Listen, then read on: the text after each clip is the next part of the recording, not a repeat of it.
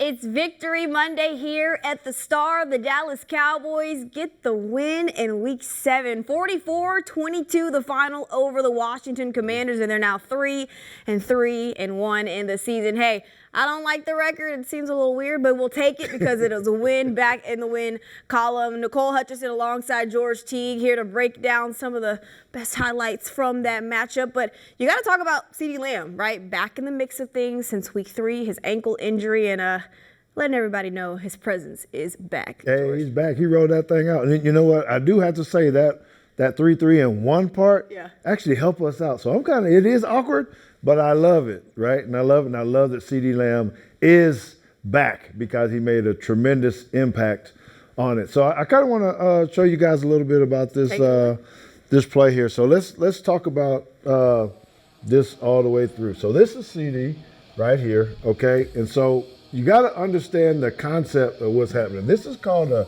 dagger route, okay? So he's going to go here, and he's actually going to go up 15 yards and come in.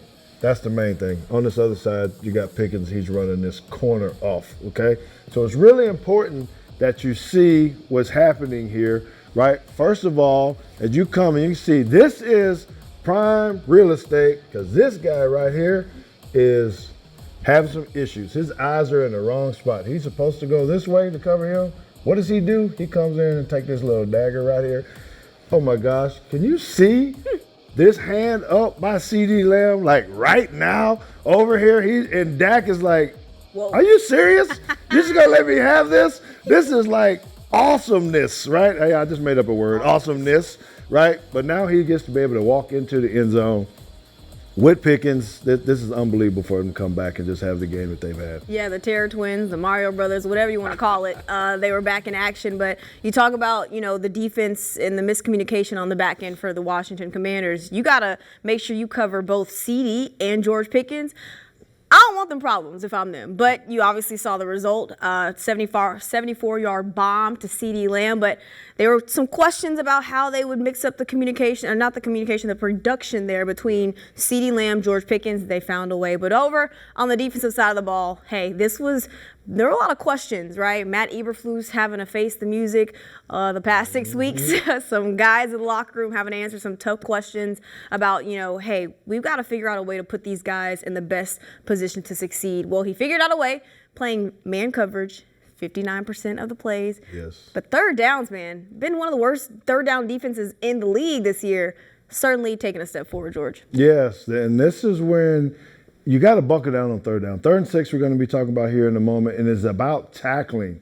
So a lot of times we're talking about what the defense is and all this kind of stuff, but a lot of times it's just how well do you tackle. So when you can actually work on your converge or your compression techniques, what they actually teach, and when it comes to light, you get to see it like this, right? So you got two guys here.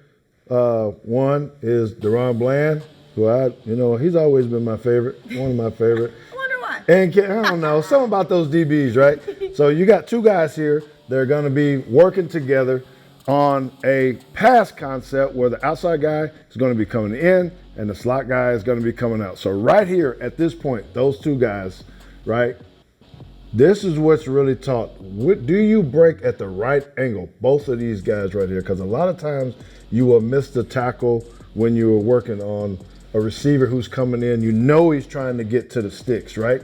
So Deron Bland on the left side of the wide receiver, Kenneth Murray on the right side, being able to knock these guys back. That is a perfect converged tackle. You get off on third down, give the offense another opportunity to score. Did you peep that Deron Bland even lost his footing and still made the tackle there? That's pretty dope. Cat quick. But you got to talk about the third down defense. They held Washington to under 50% on third downs. Even when, Washington tried to get a little froggy and go on forward on 4th down. 0 of 2 on 4th down conversions.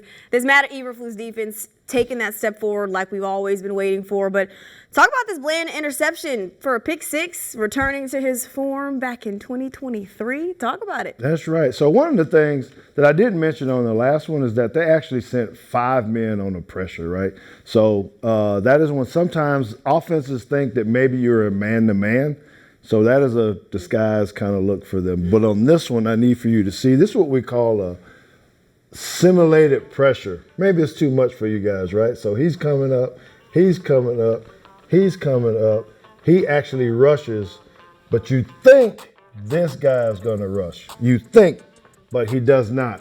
He actually goes this way. That's the simulation. So who was the guy that we're going to be looking at? Again, we want to look at Deron Bland. Whoop, wrong one. Behind him. Deron Bland is behind him, right?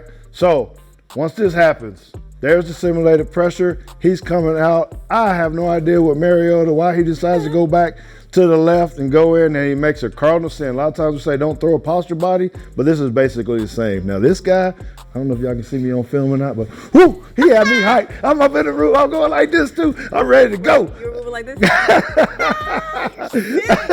Nah, Deron Bland, back in the fold, returning to, like I said, his form where he led the NFL and pick sixes 5 on the year. Well, I don't know. How many do you think he's going to get this year? You know what? If they keep sticking him in there at that nickel spot and having him over the slot, I think you'll see a whole lot more of that. Where does this defense, you need some consistency. See it a little bit more. You got to see it against the Broncos because they just came back from a 19-point deficit against the Giants and took the win in Week 7. But, you want to see consistency. Where do you feel like this defense is right now after what you've seen? I'm feeling pretty good because I feel like Eberflus is mixing things up a little bit. I think, we're just playing base, vanilla, very simple when we're talking about vanilla, just doing those things. But now you see he has these pressures coming from different areas. He's figuring out what the strengths are of the secondary. How do they play? Got to mix it up between man and zone. So I feel like going into this next week, if we can keep stacking these type of things together, stopping the run best you can, and then making plays on the football, creating turnovers, we'll be all right. It was nice to see them not pick one or the other, right? You saw them stopping the run, affecting the quarterback. You saw a mix of both, and that's what we want to see, right? You got to get after that quarterback, man. Got to get after the quarterback. I don't wish any injuries upon anybody, but when you get the pressure on people and you start falling down, throwing backwards, running around in circles, great things are happening for us. Yeah, absolutely. Praying for a speedy recovery for Jaden Daniels. He went out with a hamstring injury. No update just yet, but again, praying for a recovery for him. But that's a wrap here. Cowboys get the job done, 44-22, the final. Hopefully they can keep it going in Week 8.